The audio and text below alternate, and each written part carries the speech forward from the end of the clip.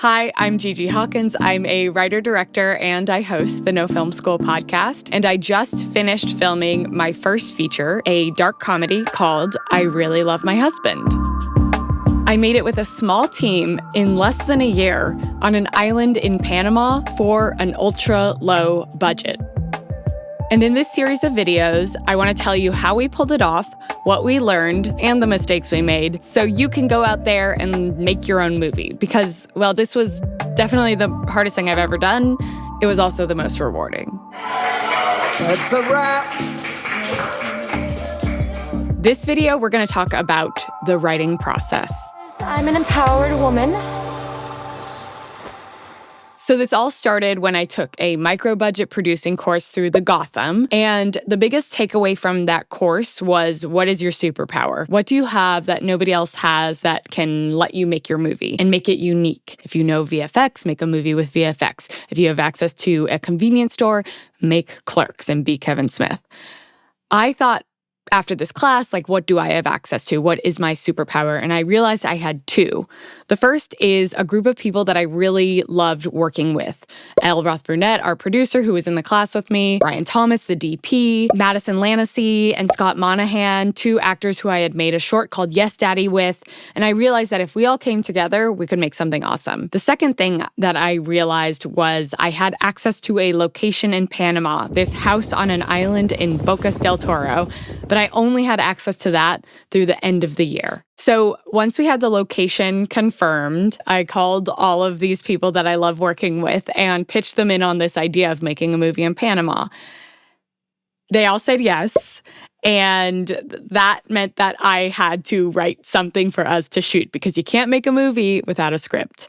And all these people were relying on me to do that. To quote Ryan Thomas, our DP, he said, "Don't let this dream die. See you in Panama." So with 3 months till we had to shoot, we couldn't move the dates because we were about to enter the rainy season and we would lose our location after a year. I started to write this script. It was a whirlwind and I faced some challenges and I learned some lessons in that writing process that I want to share with you. So the first big challenge was the constraints. This project had a ton of constraints built into it from the very beginning. The first being time. We had only 3 months from everyone being on board to actually shooting to develop and write and cast and do everything. So we were working on this really contained timeline, which actually was pretty good for my writing process because it lit a fire under my ass. When I started coming up with the idea, I knew I had to come up with a story that made sense for the actors that we would be working with, the location that we would be shooting at, and also just the general limits of being a low-budget film. I created characters that I knew that these actors could portray and would just nail because I had worked with them before. For example, Madison Lanasee, who plays Teresa, is really good at monologizing, and specifically monologizing about sort of the neuroses of being female. She can basically take any sort of chunk of dialogue, a spiraling thing, and turn it into this amazing casual specific. If I'm being homophobic, I can't satiate my own desires. And if I can't satiate my own desires, then how will I ever find true joy? And if I can't find true joy, what's the point of living? I'm not going to kill myself. Lord knows my mom can't handle that. Let's talk about Panama. I had been to this location many times. My family has lived there on and off for many years. My brother was born there. So I knew I wanted to be writing to these locations that we knew and we were very likely going to be able to shoot on. For example, Armodio's Beer Shack is actually a beer shack that our friend Armodio, who is in the movie also, sells beer out of sometimes. It looks like it's a separate island though, even though it's actually only 50 feet from the house. So I created an entire scene that takes place, actually multiple scenes that takes place at this location that I knew we could shoot at that still felt very different. Go. Thanks. Yeah, for sure. So, what kind of podcast do you work on? The other constraint, knowing that this would be low budget and that we were writing specifically for production, is that I got to actually skip over the whole writing to get people on board with the project in the first place part. So I was writing for production. I was writing for a director that I knew really well, me. So I just went to the heart of the scenes, and I was constantly talking with everyone who was coming together to make the movie to make sure that like what was on the page would be conveyed onto the screen. It was very distilled down, which in a way was a freedom because I just got to write for what I knew we'd need for the movie. Now, there were real limitations for these constraints. So, for example, Madison came to me with an idea for like a twist on the threesome idea that is inherent, spoiler, to part of the movie. And I loved it. It was original. I've never seen it before. And I was like, this is so good.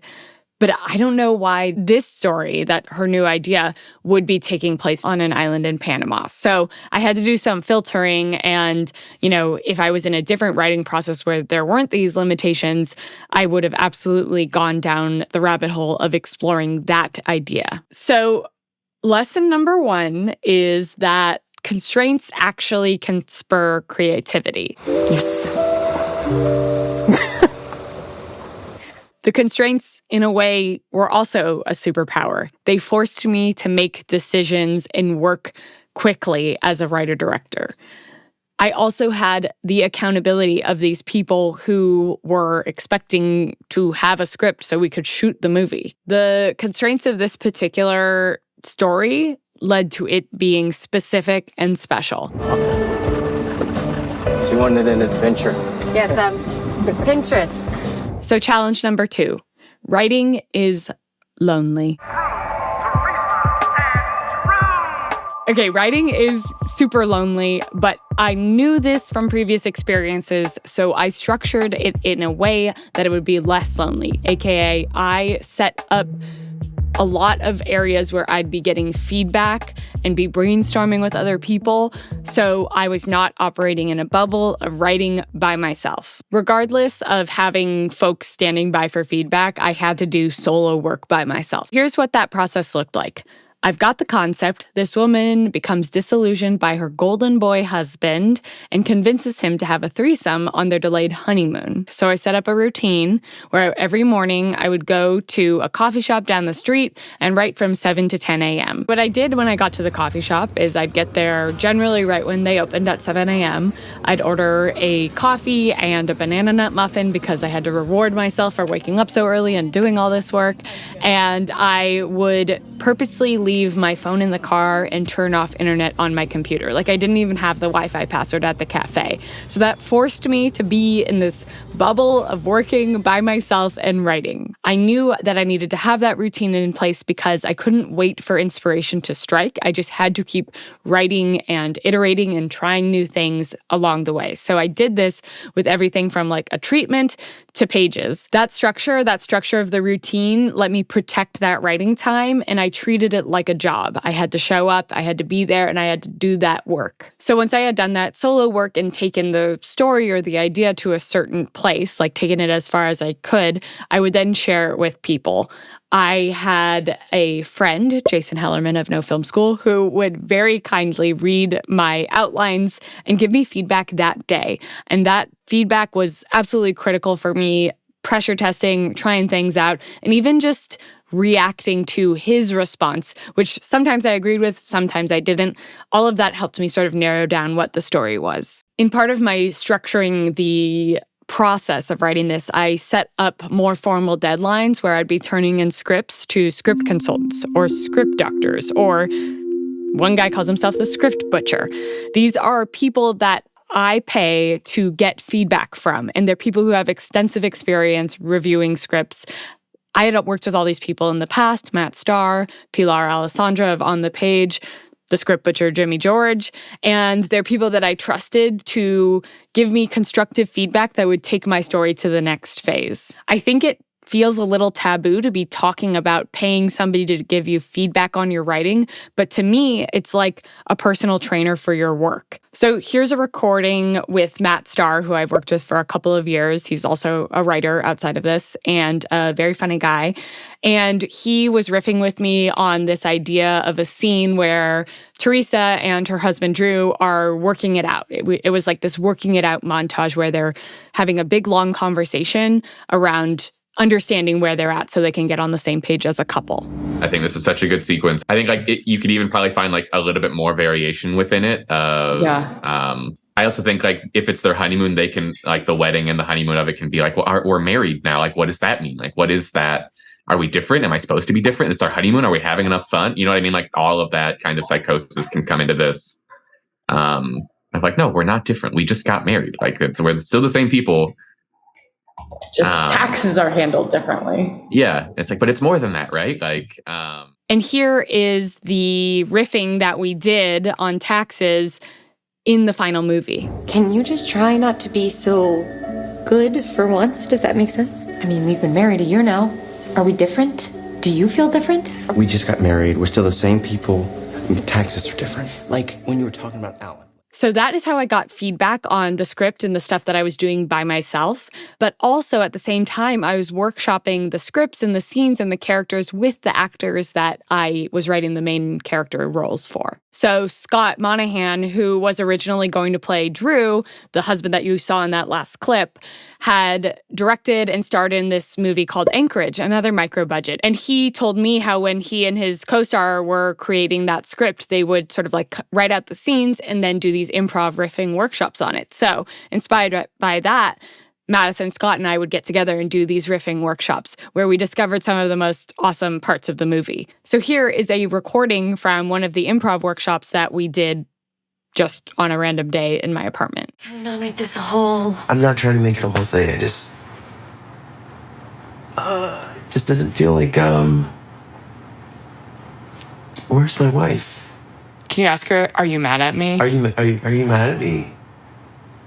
I'm not mad at you. You're not a toddler that I'm babysitting. I'm not mad at you. Am I allowed to be in a feeling that is other than jovial? I mean, this is going to be a long trip, and I'm relaxing. I'm relaxed. Sorry, that came off that I was mad. I'm relaxed. Okay, I know. Okay, well, you don't need to do. I'm sorry. For me. Listen.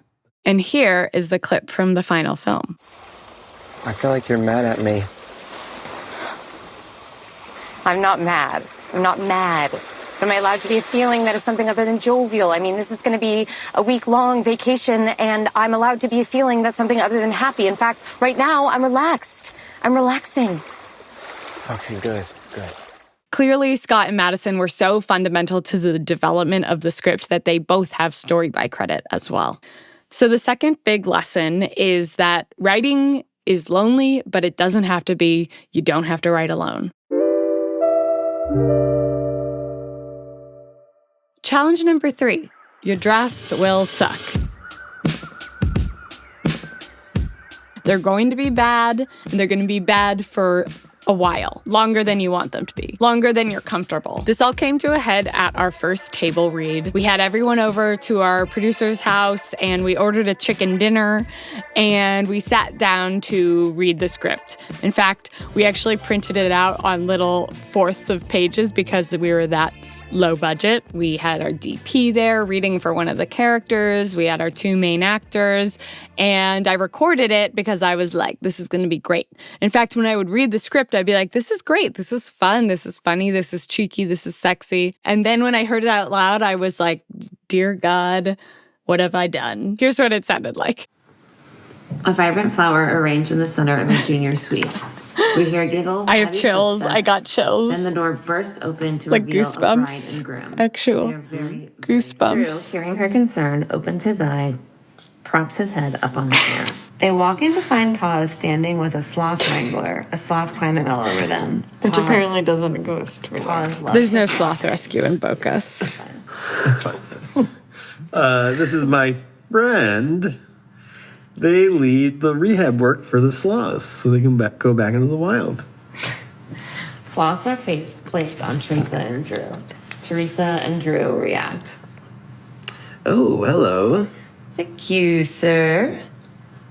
The sloth wrangler tells us about the sloth, their name, and where they come from. Aren't they incredible? Incredible. It kind of makes you think, doesn't it? Like, think about the trauma they've experienced. So important to process. Pause. What's your biggest emotional wound, would you say?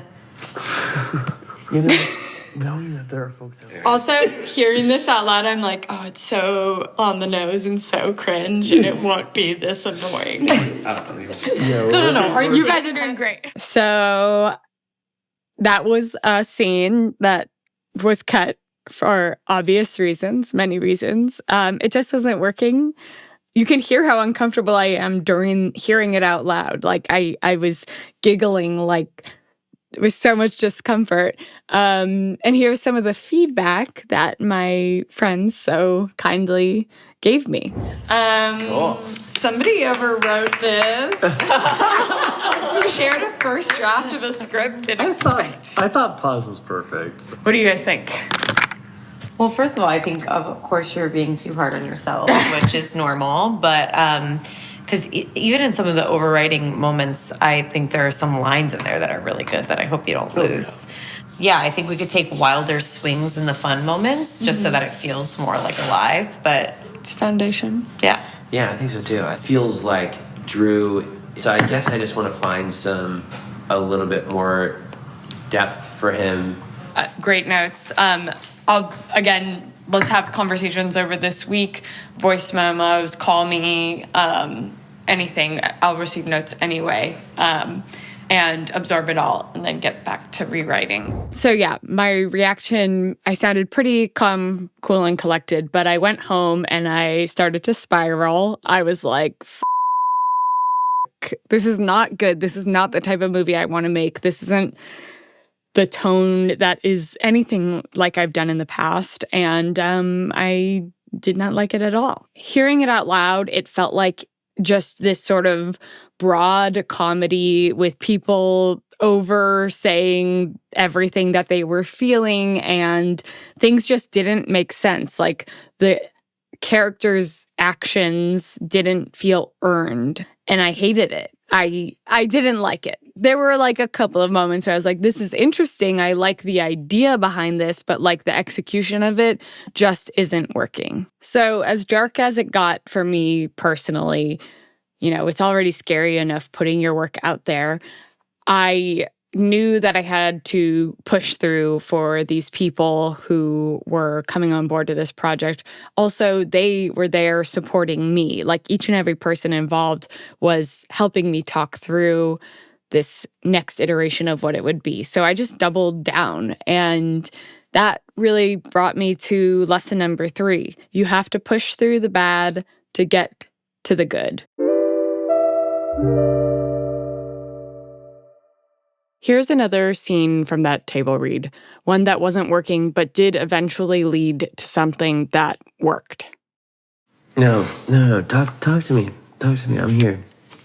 I mean, it was surreal today. Standing up there in this dress with all our family and friends there, it was like, wow, did I just follow in the footsteps of every basic bitch out there?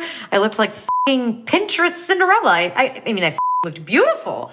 F***ing incredible, but am I just fulfilling the wedding industrial complex as suspected? And does that carry over to everything else? I mean, we had our... So this is an interesting one because I feel like the work of writing this monologue, I realized that this would be like too on the nose, but what I think this is a monologue of Teresa's character's subconscious. Like she feels that she is settling. She feels that she is boring. She feels that she is, you know, kind of like overshadowed by her husband, who is, you know, this golden boy that everyone loves in the world. But like, this execution of it was so on the nose. And so from the ashes of this table read comes the new iteration of Teresa, which required her to have like an actual incident where she feels slighted by her husband's golden, effect on people. Like everywhere he goes, people love him. But as a character, she is doing everything that she can to not address her feelings, because that's what people do in real life. Almost the whole time, nobody actually says what they're feeling. And that's what I loved. But I had to go through basically the bad version to get to the point where I could have the version that is doing what I wanted it to do. So I can share this monologue that is a result of Teresa feeling this way. Isn't he handsome? He is very handsome. Thank you. He's a handsome golden boy. Even my mom has a crush on him. And she doesn't even really like me that much. Actually, on the plane ride over here, he saved a man's life. Yeah, a man who may or may not have been having a little reaction to my keto bar. We don't know anything for sure. But yeah, we were on the plane, and this guy's like, my throat's closing up. And Drew was like, give me that EpiPen, and then he stabs the man. And the man was saved. The man lives because of Drew. And then everybody was staring at me with eyeball daggers because I'm the bitch who opened up the nut bar, which again, we don't even know if there were actually peanut traces in there. But after the entire plane has practically applauded him and given him the Medal of Honor, he decides to say that it is our keto bar. He takes the blame. Are you okay? What? I'm telling a funny story. Everybody's laughing.